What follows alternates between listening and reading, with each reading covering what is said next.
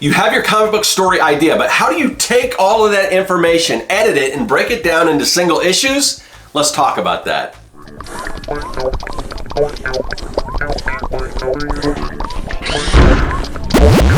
Greetings everyone, welcome to the underground lair where we bring our creations to life. I'm Scott with Serkworks Art Labs. I'm a professional illustrator, designer, and mad creator. I also create comics. And speaking of comics, I have a Kickstarter running right now for my comic book, Young and the Dead. This is the 5th issue, but you will be able to get all the issues if you're not familiar with it, if you want to catch up, or if you've got all the other issues and you want to get the newest one, there is the brand new issue number 5. There are tons of cool rewards. I have variant covers by some awesome artists for each of those particular issues. I also have tiers right now, early bird tiers, with these remarks right here, these remarks where I actually draw, right on the cover of the comic, signed, remarked, and those tiers are pretty affordable as far as original artwork, so you might want to check those out before they're gone.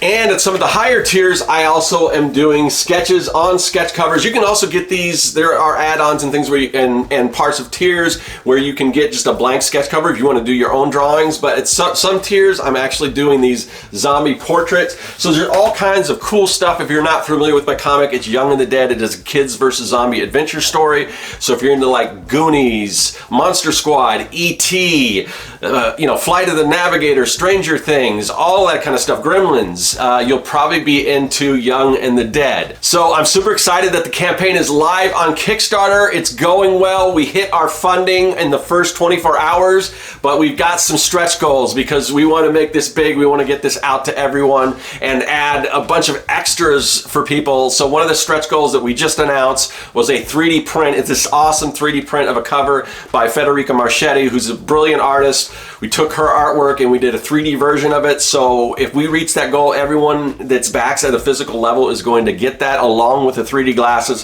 So definitely go check it out. It's real easy. You just go to youngandthedead.com. I'll also leave a link in the description of this video. Check that out. Also free shipping to anyone in the US. And if you're international, we're giving a lot of extras. We're throwing that in there for international backers just so that cost of international shipping doesn't hit you so hard. So definitely check it out at youngandthedead.com. Now, as I mentioned with my comic book, I'm releasing these as single issues, and that's sort of a preference that I decided to do.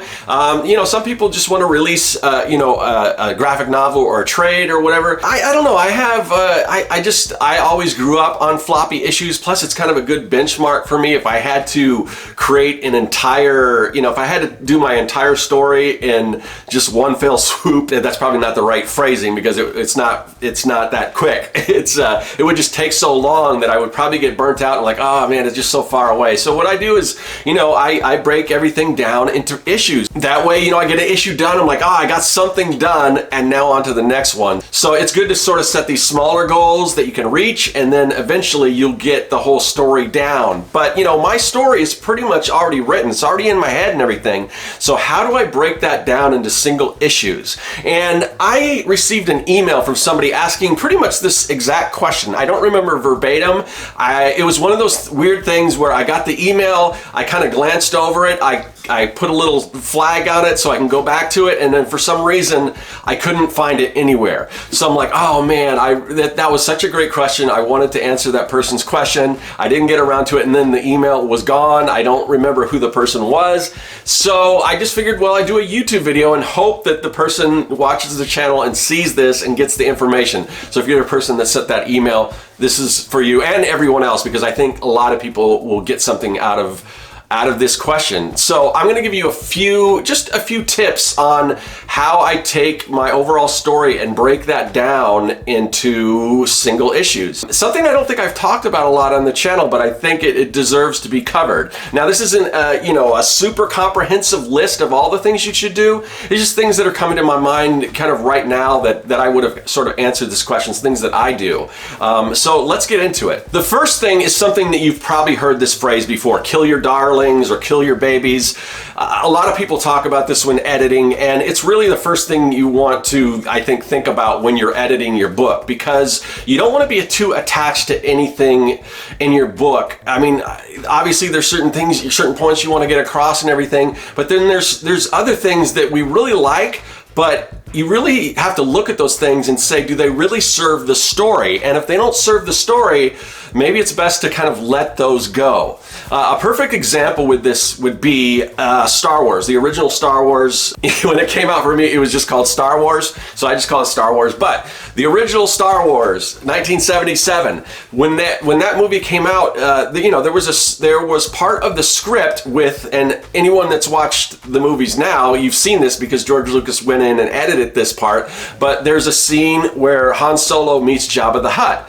Now, that wasn't in the original film, and it didn't need to be. I mean, I think, sure, you've got this interesting character, Jabba the Hutt, that, oh wow, what is that all about and everything. And I'm sure George Lucas really wanted to have that character, in the story, but at the time he didn't have the technology or, to make that happen. So he left it out. And I think, it was probably a wise decision to do that in the beginning, because here's the thing, that scene really serves little or no purpose in the film, because there's another scene that takes place either previously with the bounty hunter Greedo, where everything that is discussed in that scene with Jabba the Hutt and Han Solo is then reiterated or pre-iterated? I don't know if that's a word, but every bit of information with that interaction with Jabba the Hutt and Han Solo has already been covered when he meets Greedo and he's talking to Greedo. All the bounty on his head, all this other stuff, it's all right there, and then you're just repeating it, and a good argument would be, sure, at that point, Jabba had already been established. This is after Return of the Jedi, when George Lucas went back and did his special editions. So I guess, he kind of wanted to have Jabba in there because they filmed that scene and everything. I think sometimes that'll help your story to leave certain things out and just leave it as sort of a mystery. Because in the original Star Wars, I was always, and anyone that watched it from the beginning was kind of like, oh, who's this Jabba character? That sounds interesting. And then they talk about a little more about Empire, but you never see him. And it wasn't until Return of the Jedi you learn who Jabba is. So it kind of creates that intrigue and everything. And that's all by just cutting that character completely out because he was not necessary. And I think a lot of times we have a cool character that we want to talk about, or we want to introduce or something, but maybe it just doesn't need to be in there. So really look at your scripts and ask yourself, I've got to boil all these ideas down into a single issue. What can I take out? What isn't serving the story, or what's just repeating something over and over again? And just get rid of that. Kill your darlings. The other thing I want to talk about is something that I sort of struggled with for a while, and I've kind of come to the conclusion that maybe this isn't something I have to worry about, and that is, who says your comic books have to be 22 issues or 24 issues or whatever kind of the standard comic. At one point they were 24, and then they were 22. When I was kind of coming up, they were around 22 issues. Now they might be about 20. But whatever the case is, whatever that standard size comic, who says it needs to be that size? Because back in the day, when you used to watch network television, every show was 30 minutes long. There was a set structure, it was either 30 minutes or an hour long, give or take, adding the commercials and everything. But the full runtime with commercials and everything was about 30 minutes. And you had to kind of cater your stories to that, or like I said, if it's a longer story, an hour. But, things have changed nowadays, and I think people are used to this change, where now with streaming, you're not confined to, oh, we've got to get so many commercials in there, or we have to have this set structure. So we can do an episode that's 30 minutes long, turn around and do another episode that's 45 minutes long. Like the last Stranger Things, there were some episodes that were 2 hours long, and then some that were an hour long. So you're really not, now people are conditioned, or people aren't used to, they don't need everything to be this exact set structure of, half hour long, or 22 pages, 24 pages.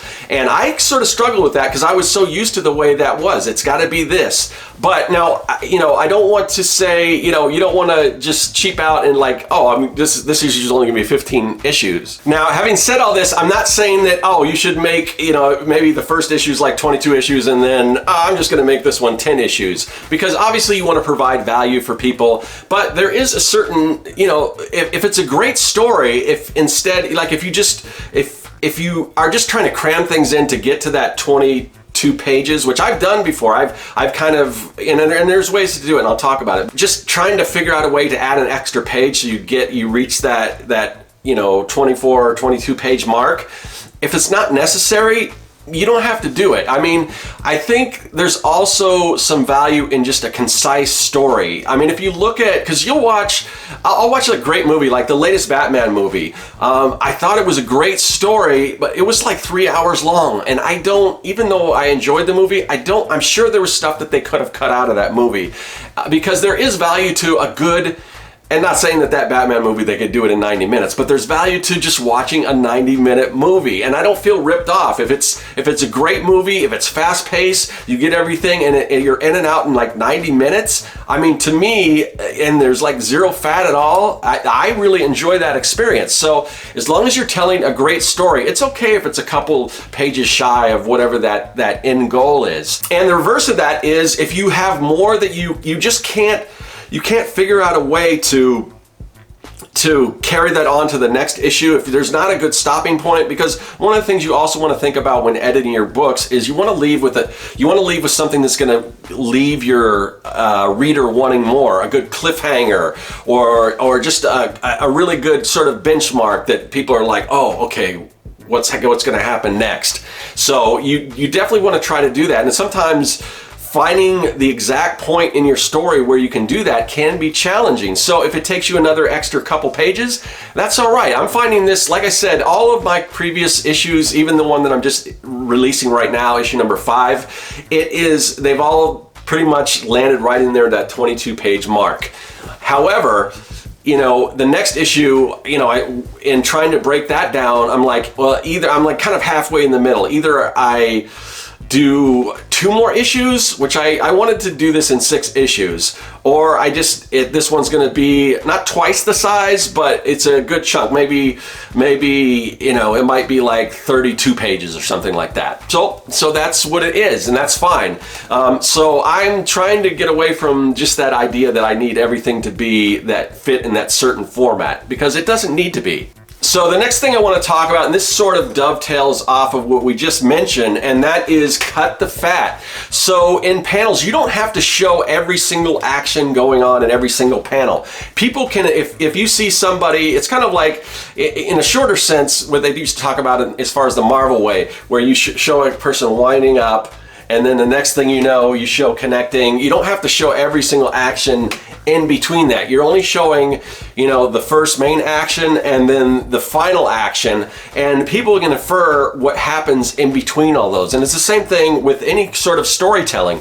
If your character is in one place and then they get to another place, people understand that, oh, they arrived there. If they're riding their bikes and you see that they're on their bikes, next thing you know they're in a different location. You don't have to show every single step of the process how they got there, unless there's something along the way of some importance. But people will get the idea. People can fill in the blanks and everything. So you don't have to show all of those little things. If you can take a scene here, cut to another scene. A lot of things that I do in my story, it's very I would say some of it's non-linear. Sometimes we'll cut back to flashbacks, sometimes we'll move forward, but also there's different things going on. It's not like one set of characters and we follow them all the way through from the beginning of their journey to another. We kind of cut back and forth. Again, if you watch Stranger Things, I don't know how they do. They're amazing. They've got so many things going on, and they're able to take all these different storylines and have them all separated, and then have all reconnect. And on a smaller level, that's sort of what I'm trying to do. Is I've got a few different storylines going on at the same time, so it kind of makes it a little faster pace. So, and it gives us a little breather. So when we see something happen with one particular set of characters, and then we move to another scene, and then we move back to that original set of characters, and they're in a different place, we just know, something's happened. It's not important, nothing that we have to have seen, but we know they were here, now they're here. So just think about that when setting out your panels. You don't have to show every single action like that, and that's one way that you can kind of speed up and condense some of those pages. And when you're doing this, think, is there a more economical way to present this information? For instance, in my current book, there is a scene, I had to introduce a new character, and we're getting towards the end of the story.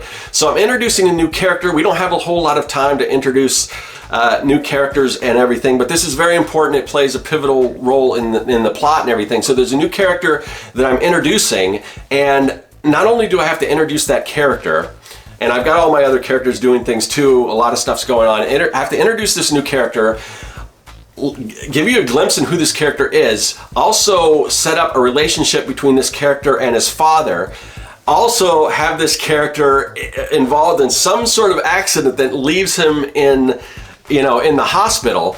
And then on top of that, there's other information that I have to get out there. So basically what I did, I was able to do all of this in a single page. And what it was I set them in a car, they're driving, and while they're driving, there's information that I needed to have in the story kind of coming through the radio. They're listening to this, and based on their reaction to what's coming through on the car radio, it brings up a conversation that they're having, and then and as they're driving, then, something happens and there's an accident and everything like that. So I was able to take all of this stuff and basically condense it and make it work in a single page, which that's not always easy to do. But try to think, is there ways that you can take all this information and sort of condense it? And that sort of leaves me to my final kind of tip that I want to put out there for you guys, and that is combining and extending scenes. So it's kind of easy in a lot of ways to extend a scene. For me, I do this a lot with action. So if I am trying to hit that 22 page and I'm just shy of that, it's real easy to just extend the action scene. Now, if you have a lot of information and you're not trying to extend, but you're trying to compress, something that you can do, and that I've done in my comic book, is try to find a way to combine scenes if you can. If you have to have this giant action scene, but you also have a scene, you also have to get out a lot of exposition. I've done this where I've had, the kids in my story, they're up in this treehouse, and they're talking, and previously they're talking about how, and I have to get this information about what these zombies are, how they're different from the movie zombies, because the kids are familiar with zombies in this world, as they're portrayed in the movie. The zombies in my story are a little different, so I have to find ways to put that information out there. So one of the things that happened was, previously they're talking about how, the kids are all up in this treehouse, and they're talking about how zombies, they can't get up in this treehouse, and we should be safe. And there's other reasons why the zombies wouldn't be coming after these kids in particular. And I need to sort of flip that around and show, no, there's some other circumstances that maybe that's not exactly the case, just based on what these kids know from movies and things. So what happens is that the zombies do breach the kind of trap door and come up through the treehouse, and and then there is a fight going on between the kids and the zombies. And instead of just having an action scene with zero dialogue while they're fighting the zombies, there's dialogue between the characters coming back and forth, like, what are you talking about? You said this or this. And then and while they're fighting the zombies, they're also delivering exposition. And that's another way to make it so that exposition isn't super boring. Like, they're not just one kid, like they're just walking, talking, telling each other about these different things. There's also, there's this action going on. You're getting the information out there. So you've got your action scene, and you've just combined that with your exposition scene. So yeah, that's one way that I go about doing. So think about it. If there's a way, if you've got sort of a couple different tasks that you have to do, can you do that? Can you combine those things to condense your story into one scene? And you see this a lot in comic books, like with that kind of standard Spider-Man versus Doc Ock or whatever. They'll be fighting on rooftops and everything, but the villain will be monologuing, and Spider-Man will be quipping and things like that back and forth, and you can get information out there while there's action and stuff. So think about that. But anyway, these are just a few ideas that I wanted to put out there for again, the person that sent me the email. Sorry, somehow that got lost. Hopefully you're watching this. If you're not, I think this is great information for anyone who's writing their story. But like I said, these aren't the only tips out there for how to take your complete story and sort of break it down into issues. So if you have any other advice, by all means, leave it in the comments section. I'd love to read it because I'm always up for learning new things, and that's why I put this stuff out there, because we can all learn from each other. So if you have ideas, let me know in the comments section. And again, remember, Young and the Dead, just go to youngandthedead.com. That'll take you right to my Kickstarter. And again, just check it out. Some great rewards. If you ever got any value from any of these videos and things that I put out for you, this is one of those times where I'm kind of asking something in return. So if you have the wherewithal and you've had any value out of the videos that I put out, man, consider backing the Kickstarter, and you're going to get something really cool in return. So that's all I have to say today. I will talk to you guys later. That is all. Hey, thanks for watching. If you like what you saw and you want to see more, hit that subscribe button. Also, you can follow me at Serkworks on social media, and now you can support the work that I do on Patreon. Do you like making comics? Then go to Serkworks.com and pick up the Comic Maker Starter Kit. It's packed full of fonts, brushes, templates, and more. And best of all, it's totally free.